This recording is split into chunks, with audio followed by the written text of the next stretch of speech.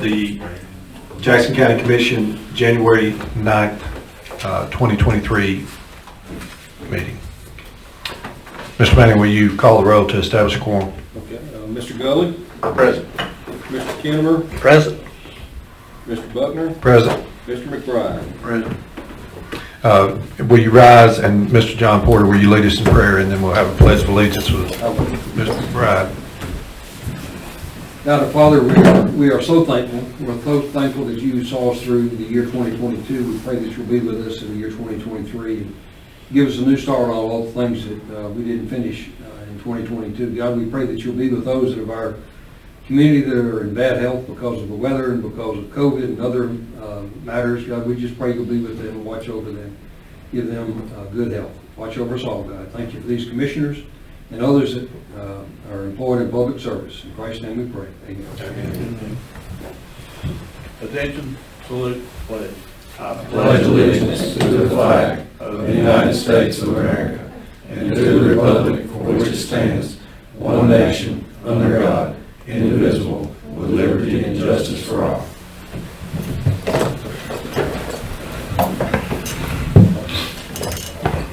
All right, gentlemen, our agenda's here. Everything should be in your packet.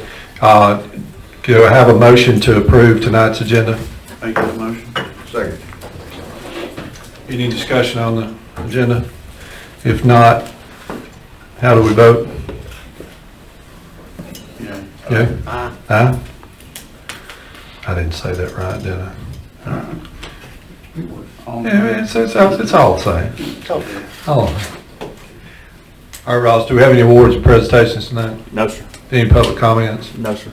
Let's get right into it then. In new business, do I have a motion to adopt the minutes from the December 27, 2022 meeting and work session? So moved.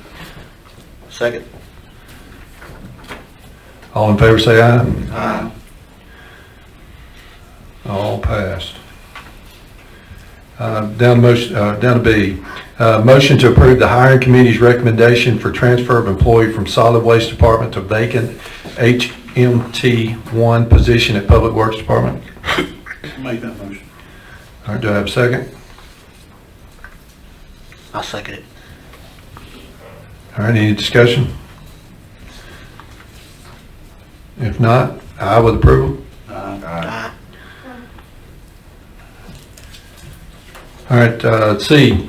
Motion to approve the hiring committee's recommendation for the vacant HMT1 position at Public Works Department. Make that motion. All right, do I have a second? Second.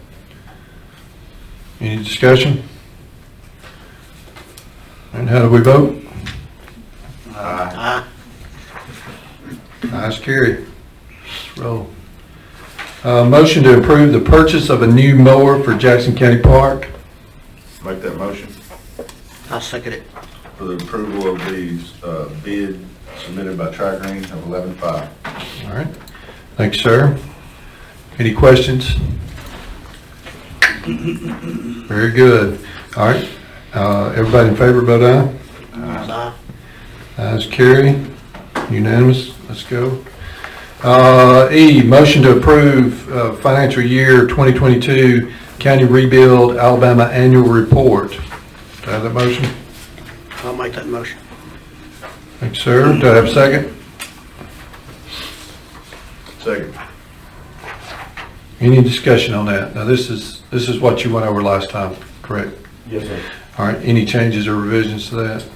So there was one number transposed in the very total at the bottom, and I will submit this copy to go with the minutes. The 1 and the 6 just needed to trade places. So we revised this copy and it'll be the minutes. Very good. Thank you, sir. All right. Any discussions or questions about that? All right. How do we vote? Aye. Excellent. Ayes carried. Motion to approve renewing the current line of credit with First Southern State Bank. Make that motion. Okay. Have a second? I'll second that.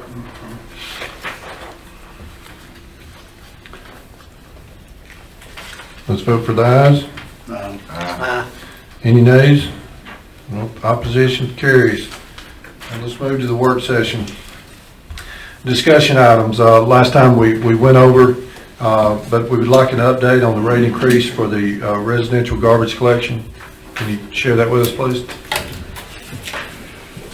I don't know if you still have the paper I gave you the last time, but I'm asking for, or I'm recommending, the $16 with a 2% annual increase, and you could, the commission could remove that 2% at any time you wanted to, I guess, once we reach some stability there.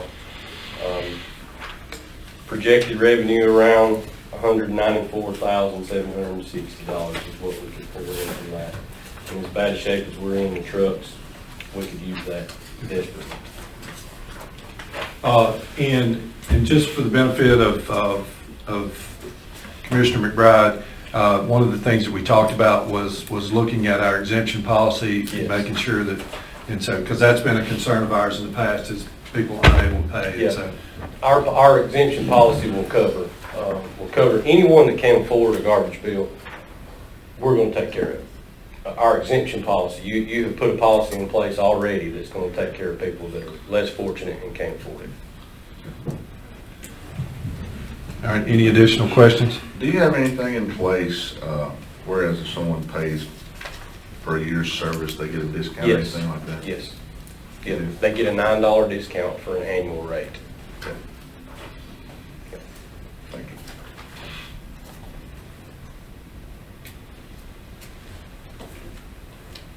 you. All right, so we're good to move that to the new business section? Okay. All right, so we'll carry that over. All right, thank you, sir. Thank y'all.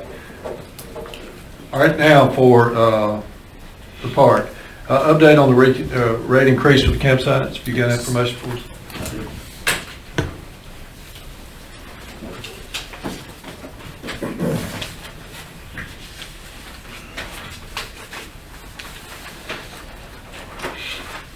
I'll get these passed out. So I went back and added some more numbers for potential revenue generated with rate increases at a 10% rate and a 20% rate. We can go over those together.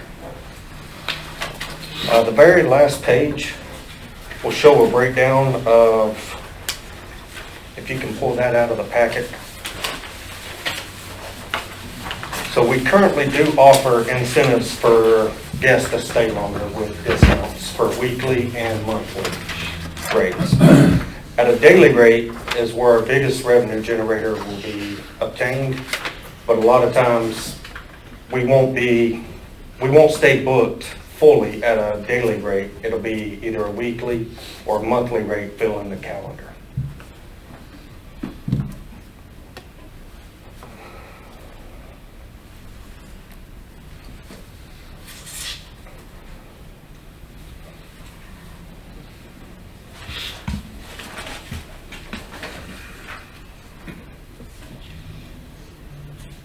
And I like how you've got it broken down by different levels of occupancy. And so based on your current occupancy, I know it varies, like now it's going to be the low time and of course the summer months are going to be the high. So roughly how much can we assume 100% occupancy? So during your summer months, June, July, August, we're going to be at or near 100% occupancy within the campground and within the cabins. Your off months are really your school schedule. It's going to slow down quite a bit, and then your winter months, it's going to slow even more.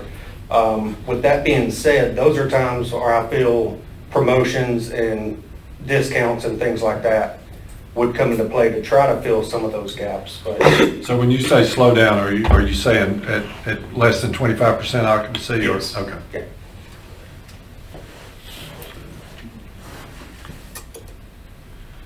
All right, very good.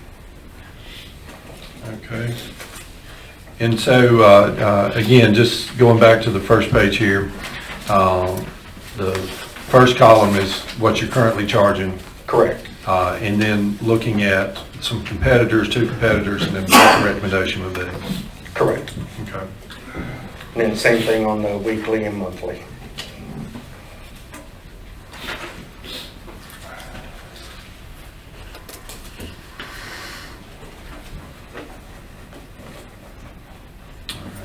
I like it. Questions? Excellent work. Thank you very much. Thanks, sir. Anybody have any opposition to moving this to be voted on the next meeting? Okay, let's move that to the work session next time. Okay, Cumberland Mountain Park, Mr. Skipper was supposed to be here. Did you hear back from him, Mr. Kimmer? He said he was not coming. If we had any questions, to Okay. just call him. All right, so can you give us a report on that, Stephen? Yeah, so we've been kind of working on preparing the sale of Cumberland Mountain Park to the city of Skyline. Some of the things that we have already went over is the current property value for that property,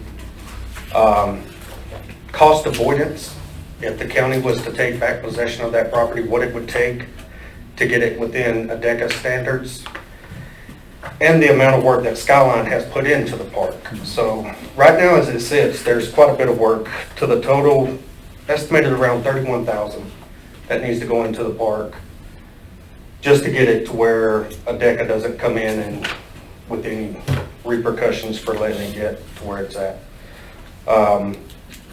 Mr. Porter's office was going to put together a memorandum for what has been done and to make sure that we capture these things. And I think the idea was we were going to sell it to the city or the town for $1 plus legal fees. So as a sign of just goodwill to them. It's still going to remain a park. It will always be a park. So there's no fear of losing a recreational facility by selling it. We just won't have the financial burden of it. Now, just curious, is that part of the contract that it will remain a park, or is that the understanding? What we'll do is we'll prepare a memorandum of agreement that sets out all the parameters, because Skyline has paid, we understand, they paid for all the improvements up there. So all the improvements are really on their side of the ledger already. We figure that the property is worth somewhere in the neighborhood of $40,000 to $45,000, maybe. That is just bare property. And it was, as said, it would cost us at least $30,000, $35,000, $40,000 to bring the property up to the proper standards for ADECA, because it is subject to an ADECA grant, no matter who owns it. And so, yeah, all that would be part of the agreement, and then we would deed it to them. And in the deed, it would say that it's always be available for public use. Is, Mr. Porter, is that part of the ADECA grant was that it remains that in perpetuity? Yes, sir. Yes. Question? Not related to that, but how many properties or parks do we have throughout the county? So right now we have, not including Skyline, because we've had that on lease to them for several years. We manage and maintain North Sand Mountain and Paint Rock Valley and then Jackson County.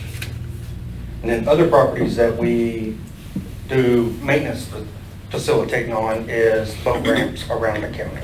North Sand Mountain meaning The ball field. Yes, sir. Yes. Yep. Okay. All right, so would anybody have any opposition to us moving this to the next meeting? Okay, thank you, Steve. All right, Public Works. This involves a speed limit on Wilkins Drive. Can you tell us about that? Thank you, Commissioners. We were contacted by the town of Skyline Mayor to take a look at Wilkins Drive for speed limit restriction. Currently, nothing is posted, so 45 unless otherwise posted is the law. Upon investigating this, and we do this by engineering method, which is a traffic study that determines 85th percentile speed. Then we follow MUTCD standards on setting the speed based on the 85th percentile and any other roadside features or conditions that we encounter. So you should have a copy of a resolution. If not, we can get that to you if it's not in your packet. But basically this just states the verbiage of what I just said, that it would set 35 mile per hour for Wilkins Drive. Wilkins Drive is an intersecting road that goes from 17 to the dead end. And it would set that proper maximum speed for 35 miles per hour and would be posted accordingly. The main thing that led us to slightly below 85th percentile on this is basically the width and the encroachments that we see on the driveways that come into Wilkins Drive, as well as the roadside density. So it's well populated. Two different studies were done. The average ended up at 38.4, so we're just slightly below the 85th percentile with 35. All right, so is there anything that we need to do as far as notifying the public or anything like that, or is that just a vote? Yeah, it'll be done by resolution, and then the speed limit will be posted. Okay, all right. So is that something you want to do now, or is that something you want to do at the next business meeting? Yeah, so there's time for you guys to consider this and look over it, and then regular business is fine. All right, very good. So any other questions? Let's move that to the next meeting. All right, courthouse IT, Mr. Ross. You guys in your packet should have the two bids labeled Company A and Company B. That were the only two that put in bids for the IT stuff. The next page was just some specifics that I specifically pointed out, kind of just saying why I'm recommending Company B. The firewall being that it had come with a lifetime warranty with Company B, and you had to purchase for more than 1 year of a warranty on Company A's firewall. The Wi-Fi access points with Company A are, and this is my opinion, 2 to 3 years out of being end of life, where Company B bid the newest Wi-Fi access points that are available to the business market right now.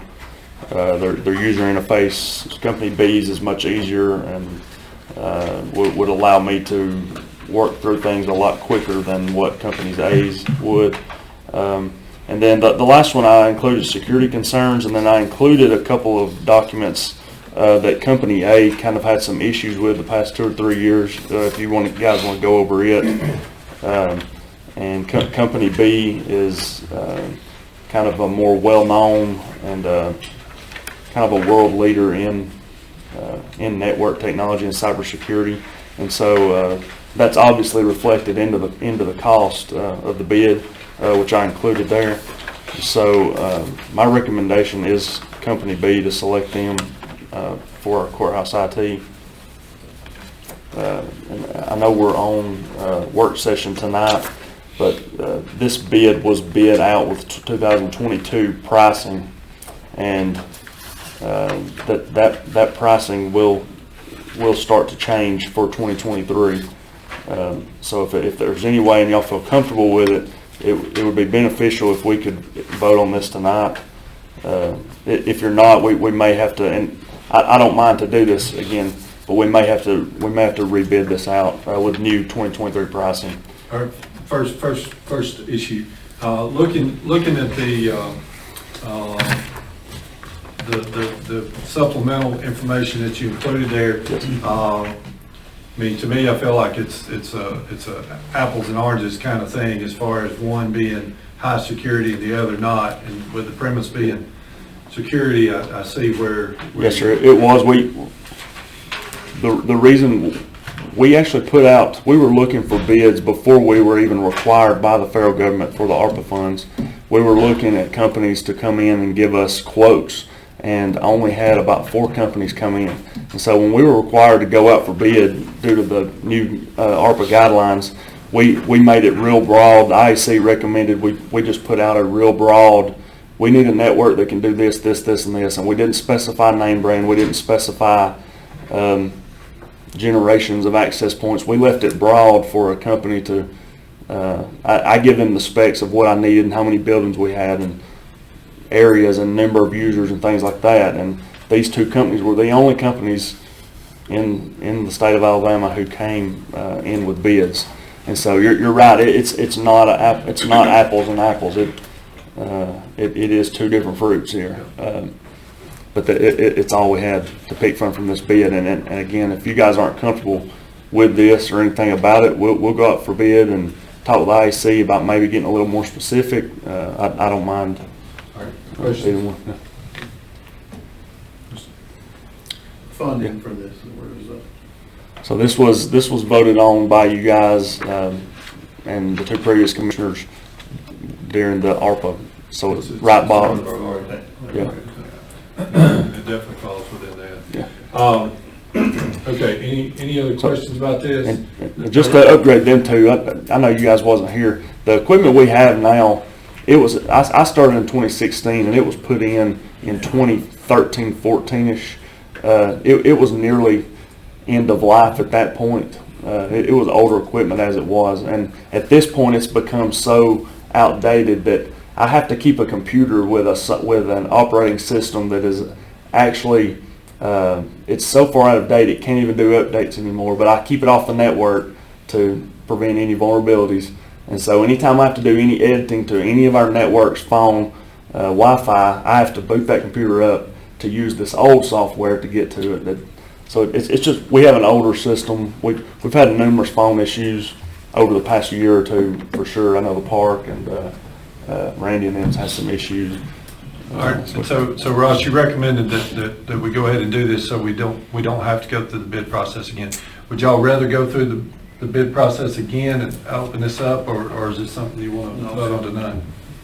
I'd like to make a motion, we set the rules aside and address this tonight. I'll second that. All right, so we've got a motion and a second to set the rules aside. All in favor, vote aye. Aye. Any opposition? All right, let's set the rules aside, and based on Ross's recommendation, and Bob, are you getting this? I am. I'll make a Okay. motion that we- We're going to make a motion that we go with the recommended company B. Which is Conversion One. Correct. And we're going to go with company B for our network switches and phone system upgrades. Does that sound right, Ross? That's correct. Is that good? Okay. All right. Make that motion. All right, so I've got a motion. So the motion's for the total of $292,855.01. Yes, sir. Very good. Thank you, Chris. 292-85101. 855.01. 892.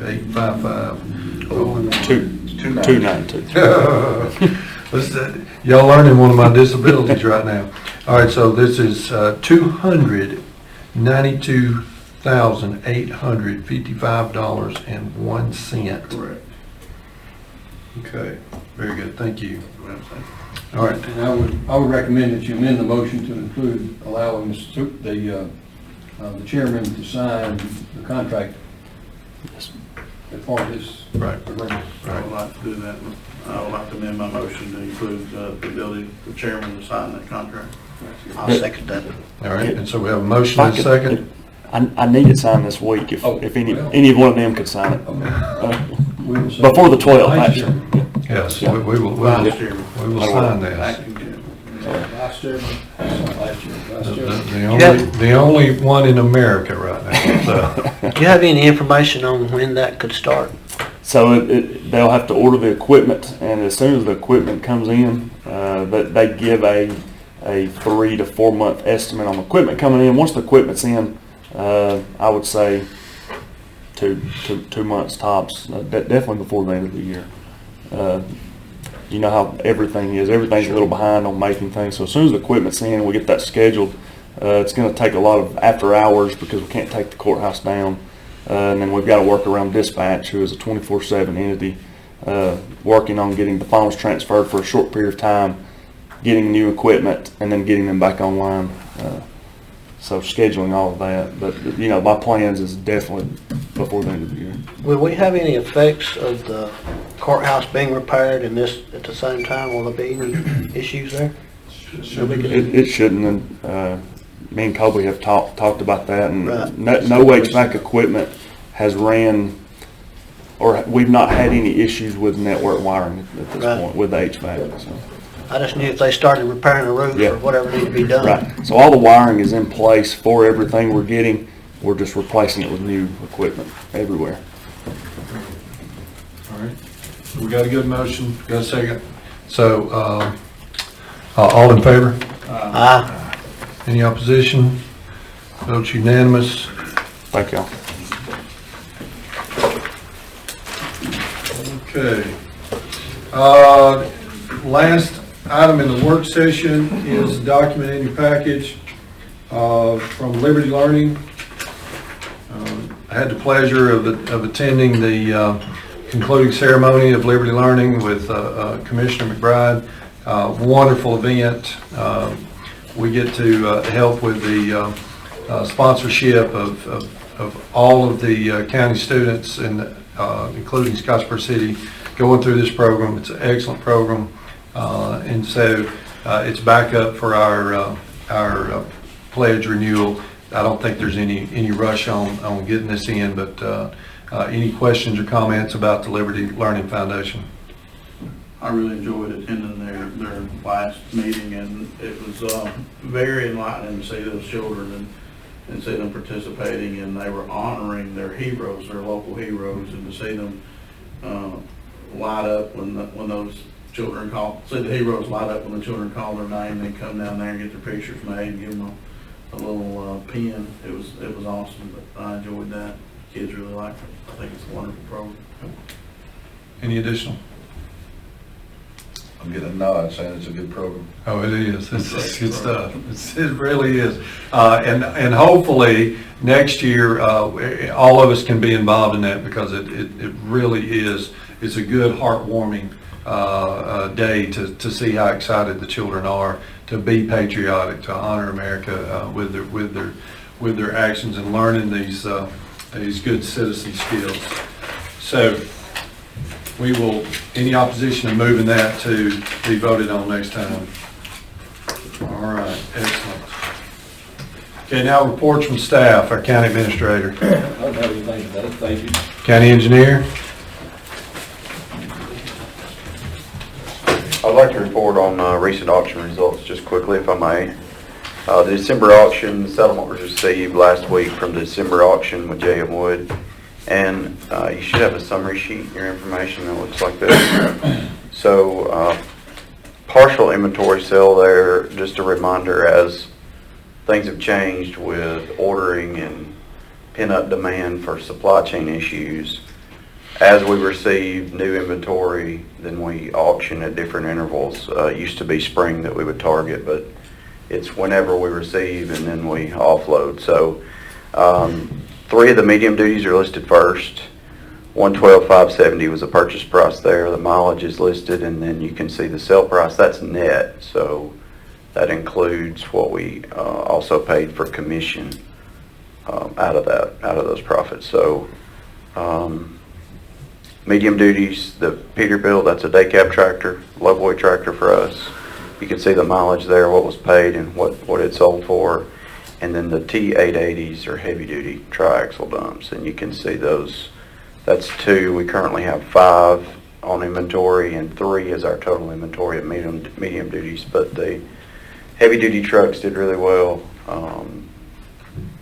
The paid price there and what they sold for. So with this overall package that was auctioned, you can see the sale price versus the purchase, and then the number there in green is to the good number. So let me temper this some with, we're still in a situation to where demand is driving the market. So it almost makes me a little hesitant on even wanting to report this, because it's important to know this is not normal. So looking forward, we're already working on replacement. You know, our inventory now is new at 23. But we're looking to get our order placed for the replacement equipment of what we have now. So we're already seeing things that are different. Obviously, price has increased. We're seeing details in contracts of potential surplus charges. And a lot of this will depend on when we place our order and when we receive it. So even the dealerships are somewhat uncertain on when they can make delivery. You know, they'll be assigned a build date, but then once they can take possession and get it to us, there can be some variance there. So we're still working through a lot of that and still working on it, but I just want to say all that because it's still in an area where it's really hard to see through all this on when things are going to normalize, but we're not there yet. So just for my own edification, Jonathan, how often do you change oil in these vehicles?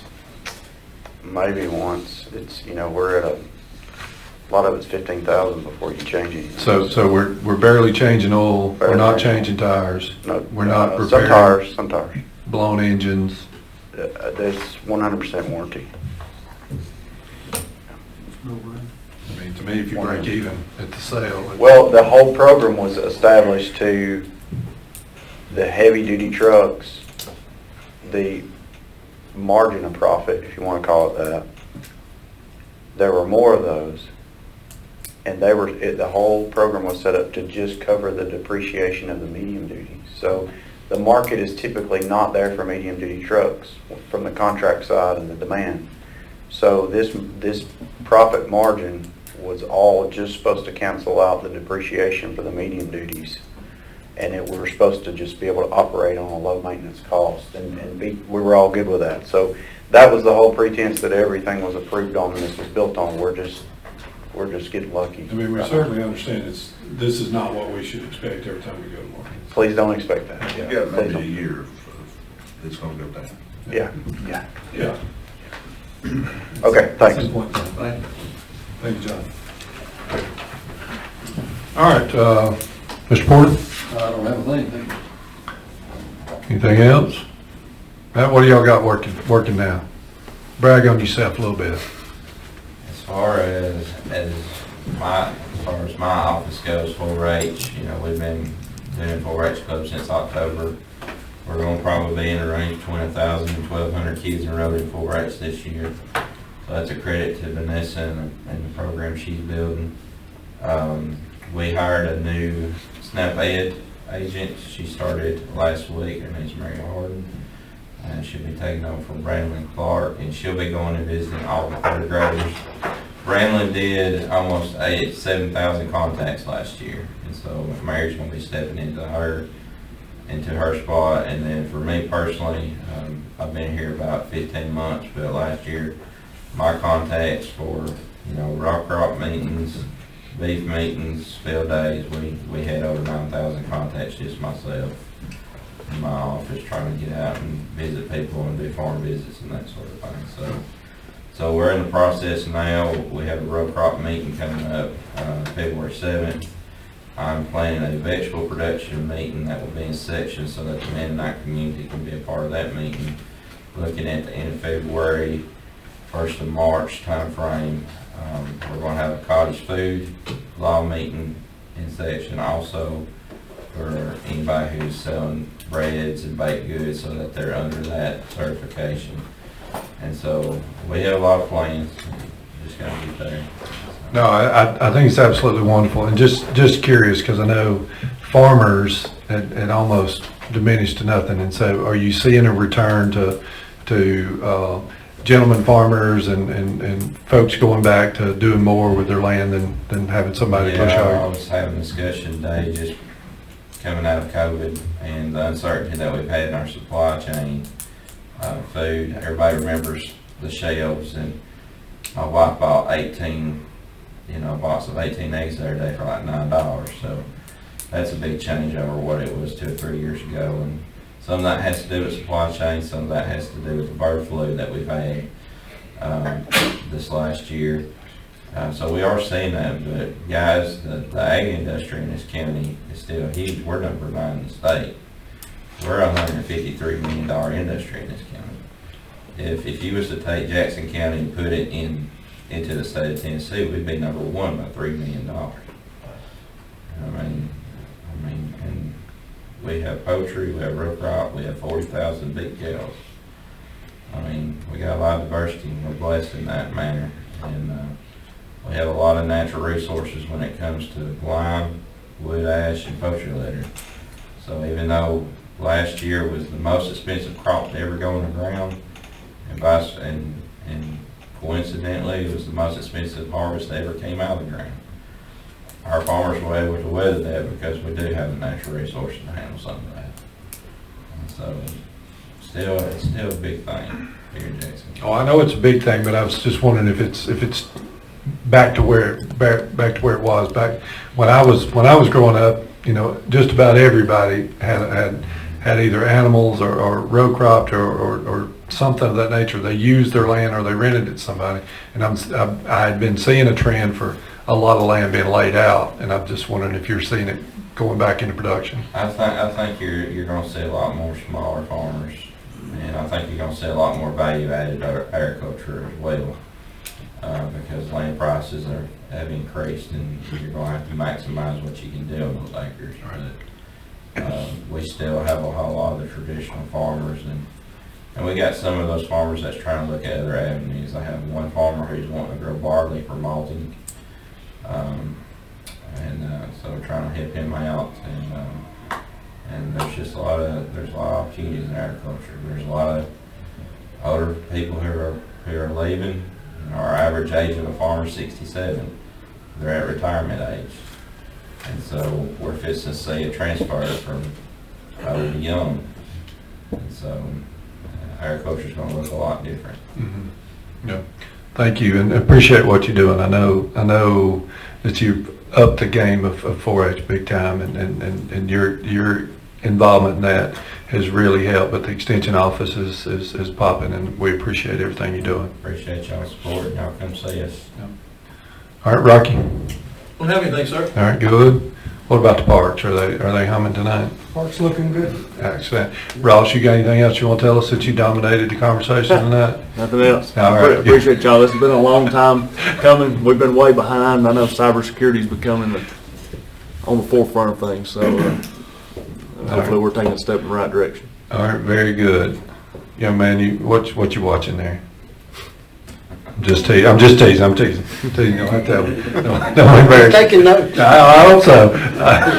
All right, comments from commission, Mr. McBride. Just want to say thank you guys for all you do. We really appreciate the hard work you put into our county to make our county a better place to live. Keep those families in your prayers that have lost loved ones. We've had several in the last few days to lose people unexpectedly, and just keep those families in your prayers. All right, Mr. Kimmer. This is National Law Enforcement Appreciation Day. Don't know if you're aware of that, but we appreciate you, Rocky, and everybody associated with you and everyone else in law enforcement. Appreciate what y'all do. Very good. Commissioner Gilly. Let's all try to keep the Hounds family, Mayor Woodville, in our thoughts and prayers with the loss of his wife. A very fine lady she was. And our county's a little less of a place because of her passing. And Rocky, I appreciate everything you guys do, and happy Law Enforcement Appreciation Day. I can understand that, being a former law enforcement officer myself. So I appreciate the struggles you do. I know it's a lot more now than it used to be back when I was involved. I can only imagine now. It's our pleasure. Thank you. All right, now I want to say it's been a pleasure conducting this meeting. I know I didn't do a very good job, and maybe I won't have to do it again anytime soon, but you guys have been incredible to work with. It's wonderful to serve this county and to see all the good things that are happening. I truly feel like we're on an upward trajectory, and it's in large part of the people that we have working for the county, and so it's an honor to represent each and every one of you. So without further ado, the next meeting is going to be January 23rd, 2023. Do I have a motion to adjourn? Do I have a second? Second. All in favor? Wow. Ayes carried. Let's go home.